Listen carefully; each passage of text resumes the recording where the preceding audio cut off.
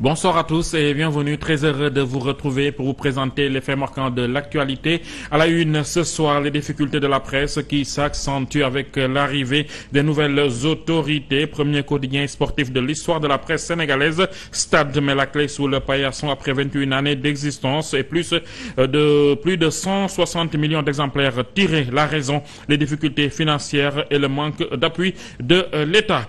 D'autres travailleurs inquiets de leur devenir, ceux des chantiers du projet de dessalement de l'eau de mer des Mamelles. Ils dénoncent les mauvaises conditions de travail et les multiples cas de licenciements abusifs. Un arrêt de travail de 72 heures est décrété. Polémique sur le port du voile dans les écoles catholiques. Le professeur Maurice Oudjek John renvoie le Premier ministre Ousmane Sonko à la Constitution du Sénégal qui interdit à l'État d'intervenir dans le fonctionnement des communautés religieuses. L'enseignant-chercheur fait savoir que les apprenants sont tenus de se conformer au règlement intérieur des écoles dans lesquelles ils s'inscrivent. Et enfin, au Mali, le pays qui rompt ses relations diplomatiques avec l'Ukraine après qu'un haut responsable ukrainien a, selon Bamako, avoué l'implication de Kiev dans la bataille terroriste de la semaine dernière, un affrontement qui a causé de lourdes pertes à l'armée malienne et à ses alliés russes. Voilà pour les titres. Le développement, c'est dans un instant.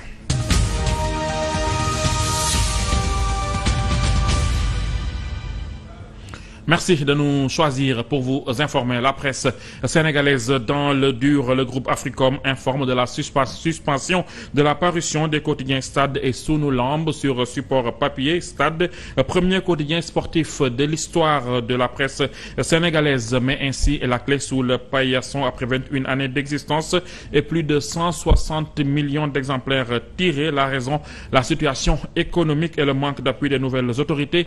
Le groupe Africom a déjà remercié 20 contractuels et 18 vont suivre. Omar Cham et Fali Diop se sont rendus sur place. Il y a moins d'une semaine, les locaux étaient pleins d'avis et des débats intenses s'y tenaient à propos des sujets de reportage à faire. Présentement, le groupe de presse est contraint de mettre la clé sous la porte.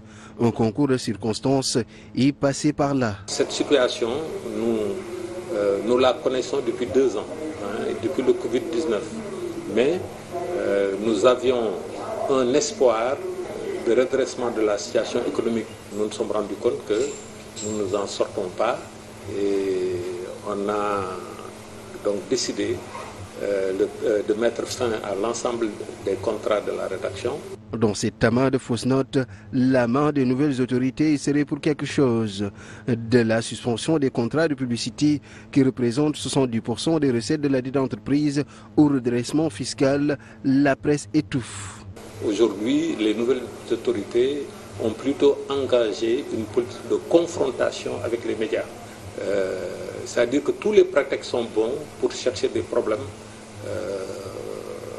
aux entreprises de presse. Depuis l'annonce de la suspension de parution de ces quotidiens, dont Stade et Sunu Lamb, Mamadou Ibra Kane ne cesse de recevoir des appels.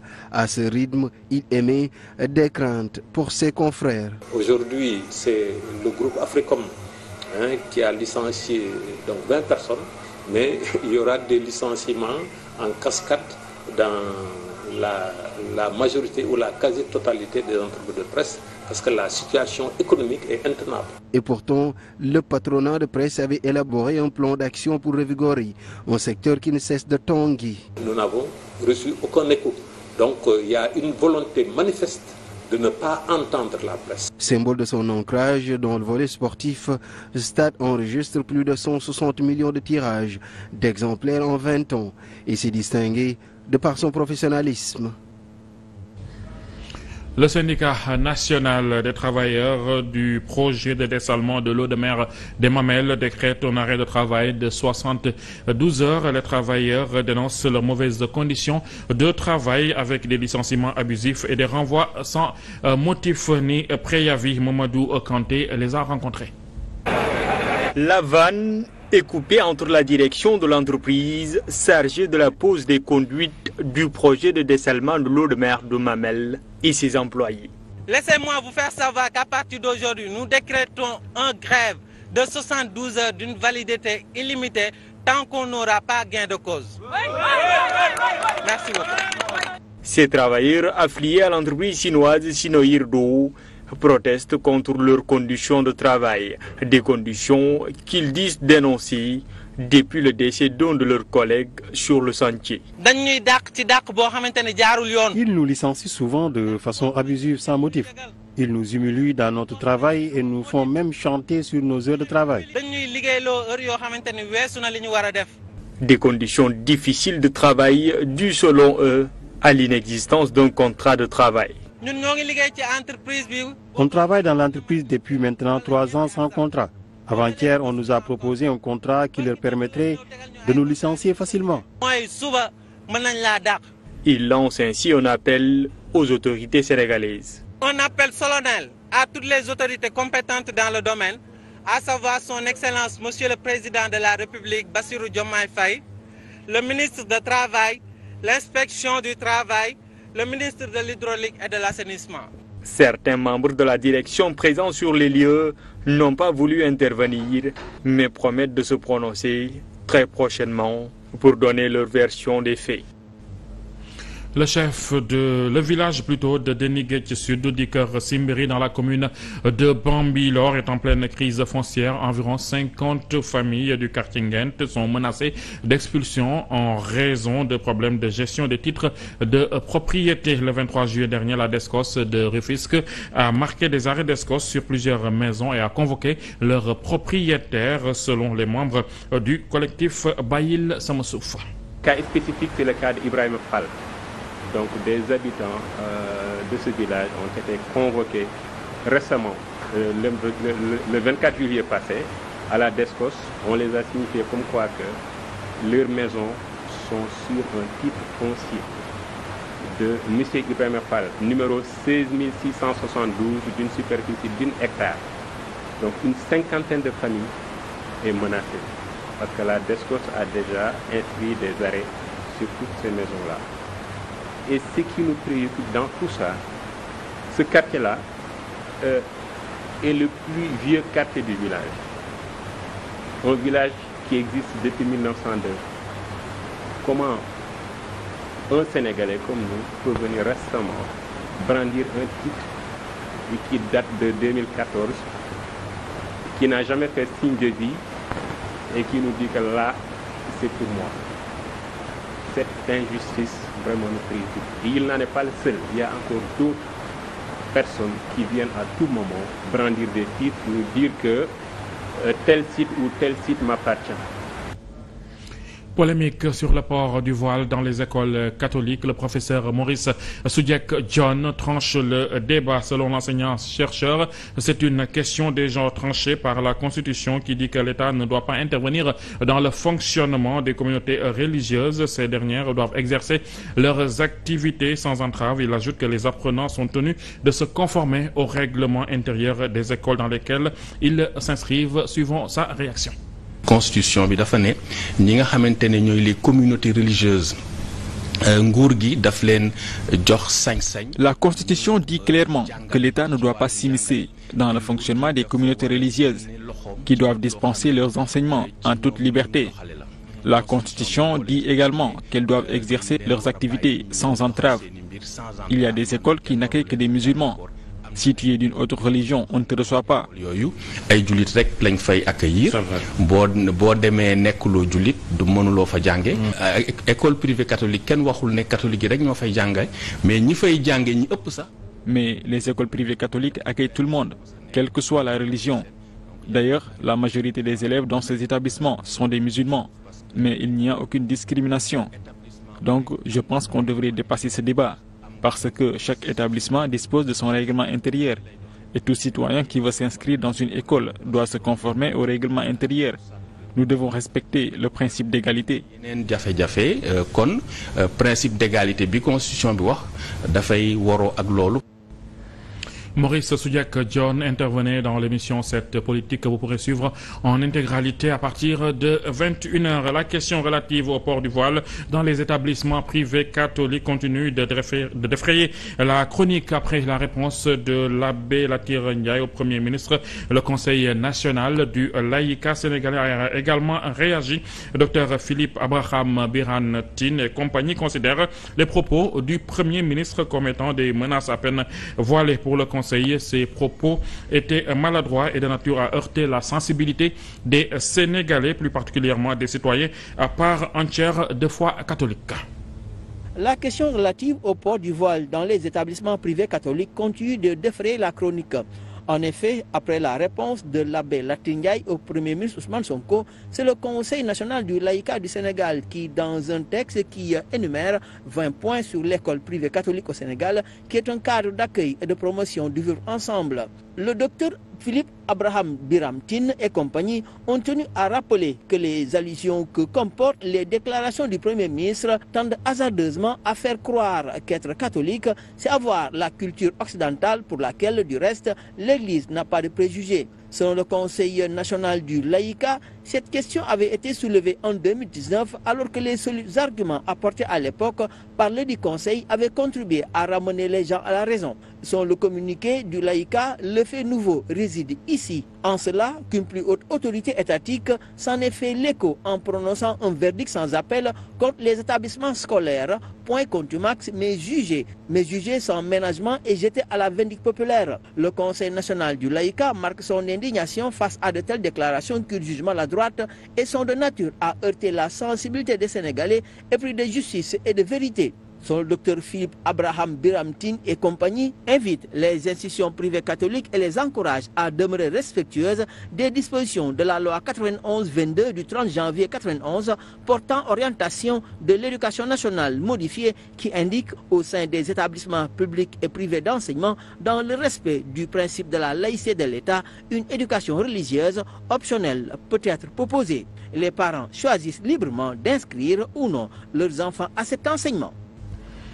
Momar Cissé, l'État n'acceptera plus que les filles qui portent le voile soient récusées dans certaines écoles au Sénégal. Ces propos du Premier ministre ont fait réagir plus d'un. Un nouveau dérapage du chef du gouvernement qui semble peiner à se défaire de son ancien manteau d'opposant. Le costume est-il trop classe pour lui? La réponse refait surface. Grégoire Samangom. La véritable éloquence consiste à dire tout ce qu'il faut et à ne dire que ce qu'il faut. Cette assertion semble résonner de partout depuis que le chef du gouvernement a semblé emprunter la rampe de ski pour évoquer le sensible sujet relatif au port du voile dans certains établissements.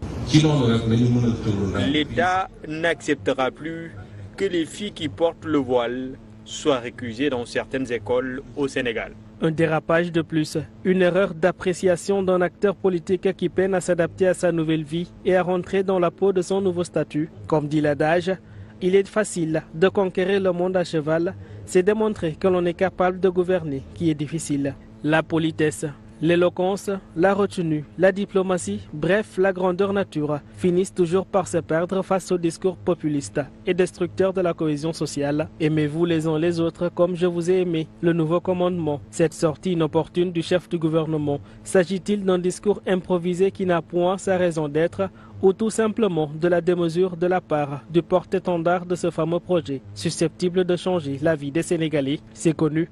Le privé catholique a ses valeurs et parmi ses valeurs figure en bonne place l'amour du prochain. En ce sens, tout propos qui divise ou met en exergue nos différences sont à bannir dans une société où le cousinage a plaisanterie. La fraternité ont fini de faire le charme de ce beau peuple d'Afrique. Ce ne sont pas les perles qui font le collier, mais plutôt le fil. Sûrement, une référence à l'éloquence et à la rhétorique.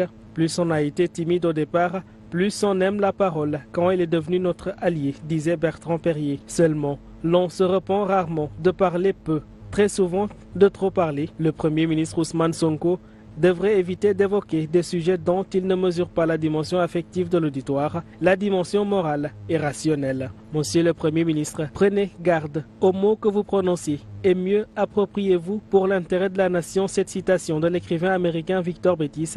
Tu ne pourras jamais rattraper la pierre après l'avoir lancée, les mots après les avoir dits, l'occasion après l'avoir perdue et le temps après qu'il soit passé. Quel règlement intérieur pour la prochaine rentrée? Une question qui taraude les esprits. Précipitation, arrogance, inélégance ou ignorance, les langues se délient et la polémique fait rage. Le privé catholique répondra certainement par la variété de ses produits et services destinés à la société et au vivre ensemble. La cohésion sociale est certes touchée, mais elle ne peut couler dans ce pays de dialogue et de paix. Grégoire Samba Ngom, le débat sur le port du voile, une question sensible qui met en jeu un des fondements de l'état de droit, la laïcité. Les acteurs concernés doivent donc la préserver afin de sauvegarder la paix et la cohésion sociale. C'est une chronique de Momodou Sy Albert, lue par Papa Bandagay. Le système éducatif aura été le principal pourvoyeur d'emplois au Sénégal au cours des 2 dernières décennies après l'accession du Sénégal à la souveraineté internationale en 1960.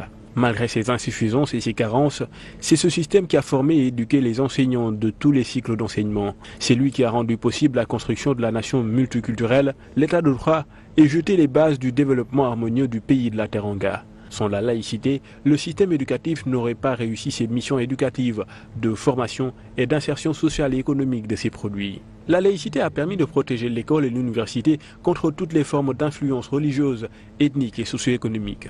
Les enfants issus de familles pauvres, de familles riches se sont côtoyés durant des décennies sur les chemins scolaires et universitaires en dépit des appartenances communautaires et des croyances religieuses différentes. L'école catholique et le Dara ont connu des trajectoires différentes de l'éducation publique et du système éducatif francophone. Pour autant, jamais dans l'histoire de l'école publique, les ports vestimentaires n'ont été à la source de conflits ouverts entre la laïcité et les orientations pédagogiques. Seulement, voilà que la polémique du voile surgit sur les flancs de l'école publique, de l'école catholique et de l'école coranique. Les temps ont vraiment changé, les mentalités aussi. Derrière ce débat voilé se cache en réalité une question de société en crise d'orientation pédagogique, de valeurs sociales et culturelles. L'école est et reste au cœur de la société. Elle est le reflet des tensions, des conflits qui déchirent les relations entre les communautés, les religions révélées et les religions traditionnelles africaines. L'État, les acteurs de la société civile et les autorités religieuses et communautaires devraient prendre conscience des enjeux socio-économiques,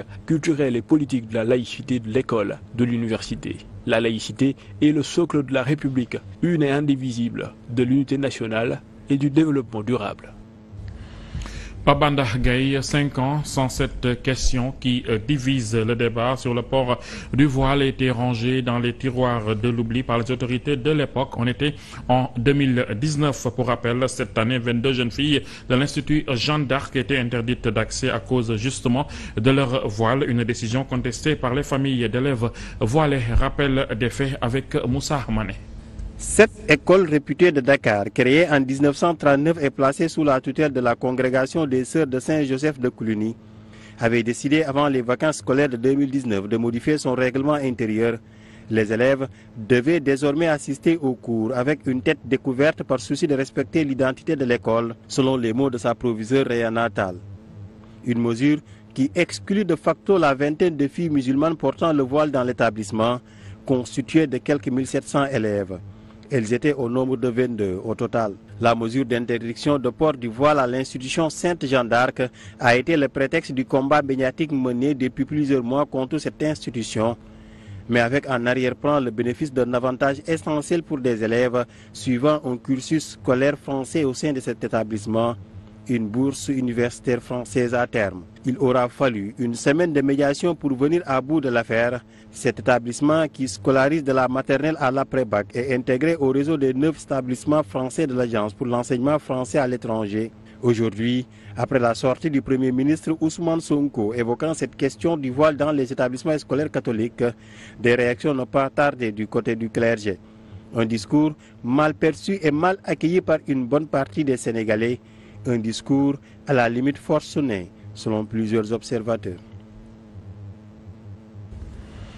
Et sur un tout autre registre, des jeunes de la commune de Diama dans le département de Dagana mettent en place une coopérative agricole. Par cette action, ils comptent faire leur part dans l'objectif d'atteinte de la sécurité alimentaire après négociation avec la campagne agricole de la compagnie agricole de Saint-Louis. Le ministre de l'Agriculture, Dr Mabouba Diagne, a négocié une superficie de 1000 hectares qui sera attribuée à ces jeunes pour les accompagner dans leur effort. Ibrahim Mbouch et leur coordonnateur, il est au micro de Chérif El Walidso. C'est un ouf de soulagement pour les jeunes d'Iwalo de manière générale et de la commune de Diama en particulier. Parce que tout simplement, depuis fort longtemps, la jeunesse est confrontée à un problème d'accès à la terre. Donc les terres qui sont disponibles ici ont été aménagées depuis les années 70-1980 et ça appartenait à nos grands-parents et à nos parents. Actuellement, la population a augmenté significativement et que ces surfaces n'ont pas du tout augmenté. Donc ce qui existe ici, ce sont des agrobusiness qui viennent et accaparer les terres. Et vraiment avec la diligence du ministre de l'Agriculture, de la Souveraineté alimentaire et de l'élevage, Dr Mabouba Diagne, donc il a su en tout cas décrocher une superficie de 1000 hectares qu'il a mis à la disposition de la jeunesse du Waalo. Donc ce qui est un acte grandiose. Donc cet acte vraiment va permettre à la jeunesse de se fixer ici dans le Waalo et de s'engager dans l'agriculture. Lutte contre les changements climatiques et la déforestation, le ministre de la Femme et de la Solidarité était en déplacement dans la capitale du Ndiambour pour célébrer la journée de l'arbre. Lors de cette visite, Maïmouna Dieye a salué l'implication des communautés locales et souligné l'importance symbolique du manguier choisi pour accompagner cette initiative. Maïmouna Dieye, ministre de la Femme et de la Solidarité, est au micro de Goramboch. Un élément qui n'est pas disponible, nous y reviendrons dans nos prochaines éditions. En sport, la phase finale de la Coupe d'Afrique des Nations de beach soccer se tiendra du 19 au 26 octobre 2024 en Égypte. L'équipe nationale de beach soccer du Sénégal fait partie des 8 équipes qualifiées à cette CAN. Le Sénégal, cette fois champion d'Afrique, détient actuellement le trophée de la CAN de beach soccer. Outre le Sénégal et l'Égypte, pays hôtes, le Ghana, le Malawi, le Maroc, la Mauritanie, le Mozambique et la Tanzanie seront en lice pour la phase finale. En bref, toujours dans l'actualité hors de chez nous, dans l'est de la République démocratique du Congo, plus de 500 civils ont été tués en l'espace de 2 mois dans différentes attaques des groupes armés locaux et des miliciens des forces démocratiques alliées, organisations affiliées au groupe État islamique dans le territoire de Lubero, au Nord Kivu. Le week-end, dans la ville de Butembo, les chefs coutumiers et acteurs de la société civile ont appelé au départ des groupes armés locaux dits Wazalendo, ces miliciens alliés à l'armée congolaise. Et toujours hors de chez nous, le Mali qui rompt ses relations diplomatiques avec l'Ukraine. Selon la junte au pouvoir, Kiev est impliqué dans une lourde défaite de l'armée malienne et du groupe Wagner fin juillet dans des combats contre des séparatistes et des djihadistes dans le nord du pays. Le gouvernement malien juge que ces actes violents violent la souveraineté du Mali, dépassent le cadre de l'ingérence étrangère et constituent un soutien au terrorisme international. Voilà, c'est tout pour ce soir. Merci d'avoir choisi le journal de 7TV pour vous informer. Restez avec nous, nos programmes se poursuivent. Votre magazine 7 Politique reçoit ce soir à 21h Dr Maurice Soudiek-John, enseignant-chercheur. Je vous retrouve demain à 20h pour la même édition du 20h. Merci, au revoir.